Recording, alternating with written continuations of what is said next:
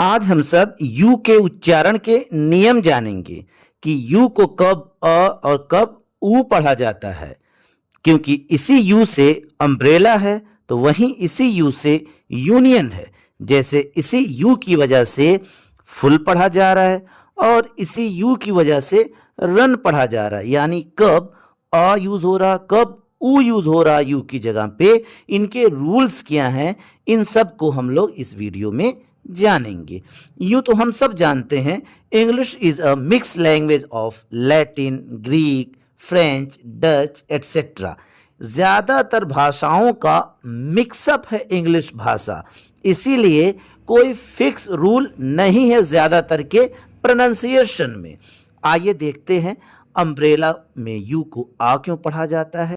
देखिए, umbrella word जो है वो लैटिन भाषा से लिया गया है। हजारों साल पहले लैटिन भाषा से अम्ब्रेला वर्ड आ गया था इटालियन भाषा में और फिर वहां से चलते हुए पहुंचा इंग्लिश भाषा में।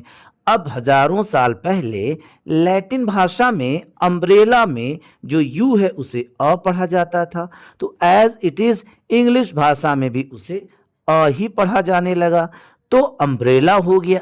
जबकि यूज में देखिए यू पहले है अम्ब्रेला की तरह, लेकिन यू को ऊ पढ़ा जा रहा है और ये भी लैटिन भाषा से लिया गया है, लेकिन लैटिन भाषा से ये गया फ्रेंच भाषा में और फ्रेंच भाषा से आया इंग्लिश भाषा में और इसे यूज पढ़ा जाने लगा, यानी यू को ऊ पढ़ा जाने लगा, जबकि अम्ब्रेला को एज इट इज अ पढ़ा जाने लगा।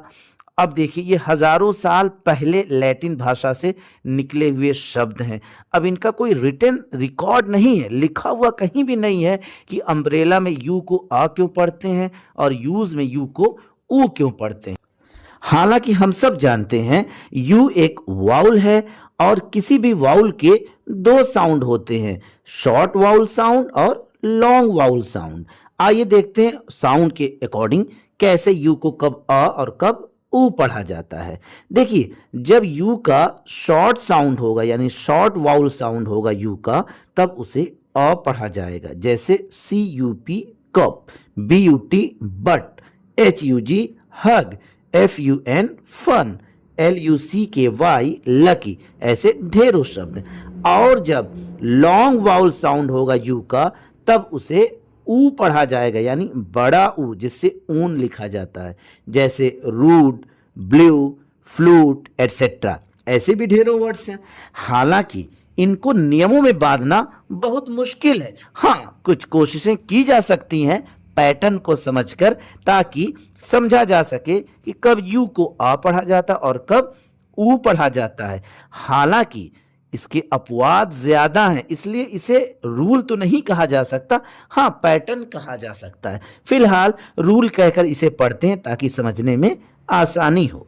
रूल नंबर 1 देखिए, जब यू के बाद कॉन्सोनेंट आएगा उसके बाद वाउल आएगा तो यू का लॉन्ग वाउल साउंड आएगा, यानी यू को ऊ पढ़ा जाएगा। जैसे यूज, देखिए यू एस ई, यहां पे यू को ऊ पढ़ा जा रहा है। यूज, यूटेंसिल, यहां पर भी यू को जो है ऊ की प्रोनाउंसिएशन हो रहा है।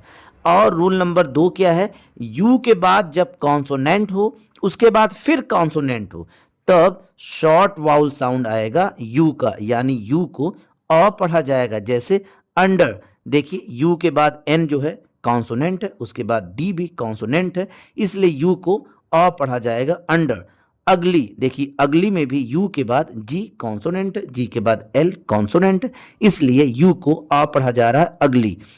रूल नंबर 3 क्या है, यू के बाद अगर कॉन्सोनेंट आए और वहीं पे शब्द खत्म हो जाए यानी एंड ऑफ वर्ड, यानी यू के बाद जो भी कोई लेटर हो कॉन्सोनेंट हो उसके बाद वर्ड कंप्लीट हो जाए, तो यू का शॉर्ट वाउल साउंड आएगा, यानी यू को अ पढ़ेंगे।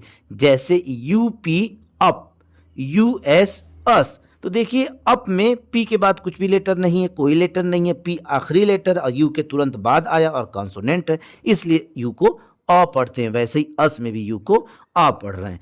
हालांकि याद रखें ये रूल्स काफ़ी नहीं हैं, क्योंकि इनके एक्सेप्शंस ज़्यादा हैं और अपवाद ज्यादा होने की वजह से यू के उच्चारण के नियम ये नहीं कह सकते कि ये ही हैं। हालांकि अगर आपके नॉलेज में और भी कोई नियम है तो आप जरूर कमेंट करके बताएं, हम उस पर नेक्स्ट वीडियो बनाएंगे। हालांकि अब तक में इतनी ही जानकारी मिल पाई है। हालांकि हम सब जानते हैं इंग्लिश के ज्यादातर वर्ड्स दूसरी भाषाओं से उधार लिए गए हैं और हजारों सालों से ऐसा होता आ रहा, इसलिए कोई एक फिक्स नियम ना होकर कई रूल्स हैं। इसीलिए प्रोनाउंसिएशंस को लेकर, साउंड्स को लेकर बहस नहीं करनी है, बल्कि अपनी जानकारी को बढ़ाना है।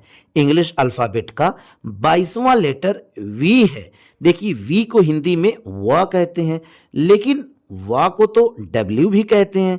फिर वी और डब्ल्यू में क्या अंतर है और वी के उच्चारण के नियम क्या हैं, इन सब का डिस्कशन हम लोग नेक्स्ट वीडियो में करेंगे। धन्यवाद दोस्तों।